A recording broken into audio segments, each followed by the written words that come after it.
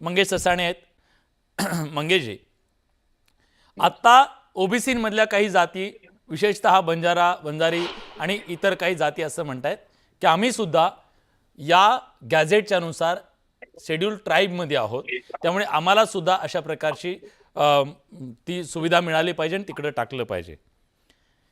ही मागणी अशा प्रकारे करता येऊ शकते का? हे हैदराबाद गॅझेट जे आहे त्याला वैधानिक तो अधिकार आहे का? ते वापरता येऊ शकेल? नाही नाही, मुळात घटना कलम 340 नुसार जे राष्ट्रपतींच्या आदेशाने जो मागासवर्ग आयोग नेमून त्या क्षेत्रातील सामाजिक शैक्षणिक मागासलेपण तपासून ती लिस्ट करायचे अधिकार दिलेले आहेत. आणि आता 102व्या घटना दुरुस्तीने ते अधिकार राज्य सरकारचे थोडेसे काढून घेतले होते. नंतर परत 105वी घटना दुरुस्ती झाली आणि राज्य सरकारला ती लिस्ट अमेंड करायच्या, व्हेरीफाय करायचे ते अधिकार दिलेले आहेत. पण आता विषय येतो ज्या वेळेस मनोज जरांगेंची मागणी येते की हैदराबाद गॅझेटियर मधल्या नोंदी, मुळात गॅझेटियर मध्ये नोंदी नसतात, गॅझेटरचा रेफरन्स घेता येऊ शकतो, तो शब्दच चुकीचा आहे.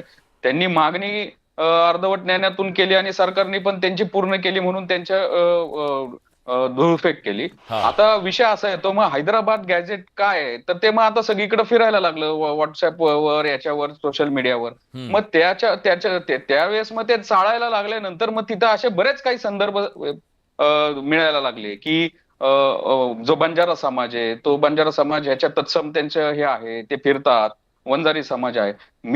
आणि बरेच आता न्याय निर्णय आहेत की तुम्हाला जास्तीत जास्त 13/10/1967 पूर्वीचे पुरावे द्यायचे. तुम्ही 100-150 जेवढं तुम्ही पाठीमागत जाताल.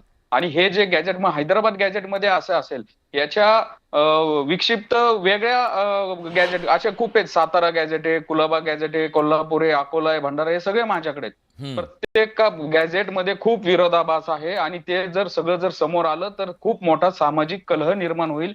तत्कालीन समाज व्यवस्था तिथं कशी होती, कुणाची चालीरीती कशा होत्या, याच्यामध्ये एका जातीचे पण खूप वेगवेगळे नोंदी आहेत, वेगवेगळे सामाजिक त्यांचे स्तर दाखवलेले आहेत. त्याच्यामुळं गॅजेट करत बसलं तर सरकार, मला तर वाटतं महाराष्ट्रामध्ये एकदम सामाजिक तेढ निर्माण होईल किंवा सरकार एकदम गोंधळून जाईल. कुठल्या तरी कुणीतरी सांगणं आणि ते गॅजेटच्या नोंदीवरनं त्याला रेफरन्स म्हणला पाहिजे. आणि मग का नाही मग बंजारा समाज मागणी करणार, का नाही मग वंजारा समाज या संदर्भात मागणी करणार? मग तुम्ही SC ST OBCचा जात प्रमाणपत्र द्यायचा अधिनियम 2000 आहे, तर याच्या संदर्भामध्ये सुधारणा सुचवताय. तर मग आपण ज्या आरक्षित जर जाती पाहिल्या तर मग त्या 500-600च्या वरती असतील. मग एकाच जात समूहासाठी तुम्ही असं special treatment, special camp, special gazetteer, ती शिंदे समिती, ते स्पेशल GR, हे सगळं कसं काय करू शकता? ठीक आहे, मी विचारतो.